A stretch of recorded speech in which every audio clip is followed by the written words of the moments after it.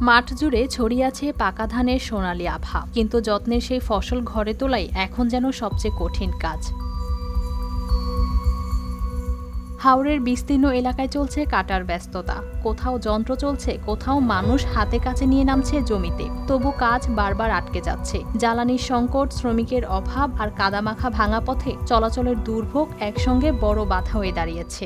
বিপদ আছে, জাঙ্গালের যে অবস্থা, বেহাল অবস্থা।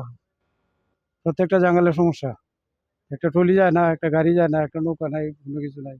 যেভাবে পারছে কাইটিয়া ভরে রয়েছে, ধান আনতাম গিয়ে ধান আনতে পারতেছি না, সেই ক্ষেতের মধ্যে ভরে রয়েছে।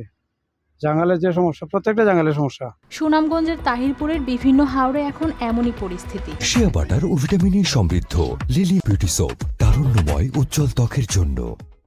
শনির হাওর ও মাটিয়ান হাওর সহ অনেক এলাকায় ধান পাকলেও টানা বৃষ্টি ও শিলাবৃষ্টিতে নিচু জমিতে পানি জমে গেছে। ফলে অনেক জায়গায় যন্ত্র নামানো যাচ্ছে না, বাড়তি খরচে লোক দিয়ে কাটতে হচ্ছে শস্য।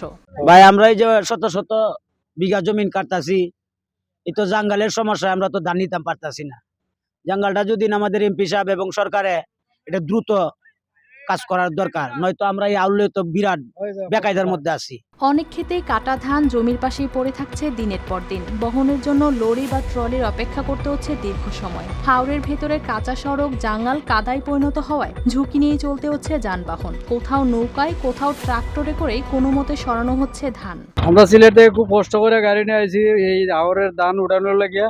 তখন রাস্তাঘাট খুব খারাপ, আমরা এই গাড়ি চালাইতে পারতেছি না। তারপরে ডিজেলেরও খুব সমস্যা, একদিন পাইলে আরেকদিন পাওয়া যায় না, লাগে 30 লিটার ভাই 15 লিটার এভাবে চালাইতেছি। এরপরে দাম হয়েছে গিয়া কোনো সময় 160, কোনো সময় 150। এই দামেরও কোনো লিমিট নাই। এর মধ্যে বড় সমস্যা হয়ে দাঁড়িয়েছে জ্বালানি। একটি হারভেস্টার সচল রাখতে প্রতিদিন প্রায় 200 লিটার ডিজেল দরকার হলেও মিলছে না পর্যাপ্ত সরবরাহ। ধান কাটতে গিয়ে প্রতি কেয়ারে আমাদের 3,500 টাকার মতো খরচ হয়েছে। ধান কাটার পরে ডিজেলের অভাবে আমরা ধান মারা দিতে পারছি না। আর 3 দিন পরে আমি মেশিন নিয়ে আসছি ধান ভাঙানোর জন্য। সেক্ষেত্রে আমাদের ব্যয়টা অনেক বেশি হয়ে যাচ্ছে। আর বিশেষ করে ধান কাটার পরে ধান আনতে গিয়ে হাওরের যে আমরা জাঙ্গাল বলি, অর্থাৎ এই জাঙ্গালে সাবমার্সিবল রোড থাকলে আমাদের খরচটা অনেকটাই কমে যেত। এই বাস্তবতায় হাওরের মাঠে শুধু ফসল কাটার দৃশ্য নয়, চোখে পড়ে টিকে থাকার সংগ্রাম। প্রকৃতি আর খরচের চাপে নীরবে লড়াই করে যাচ্ছেন কৃষকেরা। News desk, RTV।